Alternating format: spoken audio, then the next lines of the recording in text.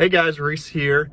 I'm in my car outside of one of my most recent BRRRs, a duplex I bought with a partner, and it's been a while, so this is a little bit, probably gonna be some mistakes in this video, but I wanted to highlight real quick some cool things about this project, show you what I've been up to since my last video.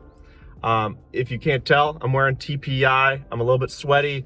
I started a home inspection company this last year, and I am doing a video off the cuff here, fresh after a few inspections. So dirty, gross, but I thought this was a great time to talk about this project because I just finished dropping off the keys. Tenants move in tomorrow, and we just closed a refinance on it on Monday last week. So let's talk about it. This property is a 3-bedroom, 1.5 bath duplex in Hungarian Village. I actually bought it off a past client, sales client, who decided renovating it wasn't for him after all. Didn't have the time with his full-time job. And it was a big project. So at the time, I bought it off him with a partner. For $220-ish thousand, which at the time I didn't think was that good of a deal. It was decent for the seller. It was okay for us. We imagined we put maybe 75,000 into it and it'd be worth 325 to 350. So it would just be in a good neighborhood, decent cash flow, and a little bit of value add. So we bought it. And we renovated both sides as well as painted the exterior. So I'm going to show you guys some footage of the vacant unit that is, tenants are moving in tomorrow. We renovated both sides to be the exact same. And we did it pretty nice. So like I said, we got into it for $220,000. We ended up putting about $80,000 into it. So we're all in around $300,000. Now, initial numbers, initial data, 8 months ago or so when we bought it was 325, 350 on the refinance, on the ARV. So, you know, I like to do things right construction wise. So we didn't cut corners. We did it nice. We spent 80 grand on it.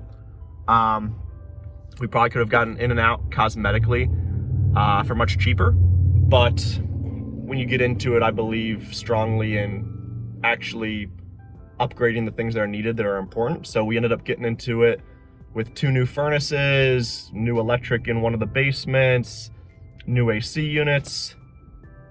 You know, we ended up painting the exterior to make it look good. It was 2 different colors when we bought it. The previous painter gave up when they couldn't get any higher on their ladder. And then obviously cosmetics. We went granite, vinyl plank flooring, and redid both bathrooms. So, in at $80,000 plus the purchase, we refinanced at $413,000. So, little $113,000 profit on it. We're going to tax abate the property as well, which will hold our property taxes lower, essentially what we bought it for the most part, for about 15 years. So that'll keep our property taxes much lower. Cool thing is, in this neighborhood, we rented out one side at around $12.95, I believe. And then that was the first side we renovated and got those tenants in there. And that was a little difficult to find somebody, predominantly because the outside was still 2 different colors. Fence was falling apart, didn't have that much curb appeal. By the time we were done with the second side and very nice on the outside, we were able to get $13.95, so $100 higher. I won't dig into the detailed numbers on this property because I don't want to sit in front of my computer. I'm just making this video in my car to give you guys an update. But essentially, because interest rates have gone up so much in the recent months, we decided we're going to pull out as much money as we can until the property breaks even or makes like 50 bucks, $100 a unit.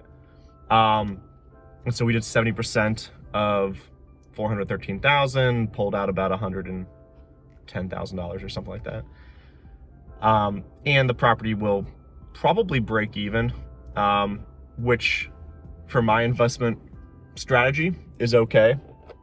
I'm in a phase of investing where I'm focused on growth. So I have cash flow on other units, and I have a full-time job, home inspections, that makes substantial money, where I don't really need cash flow. I don't want to be negative. If I'm negative and the market tanks and I no longer can do inspections, then I'd be in trouble. I want to break even or make a little bit of money, but I want that cash available to take advantage of if there's a market downturn in the next coming months, which maybe there will be.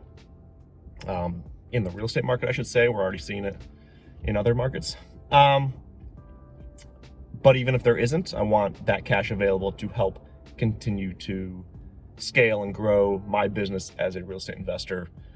So we didn't want to leave any money in the deal. We could have left money in the deal, had maybe $300-400 cash flow, and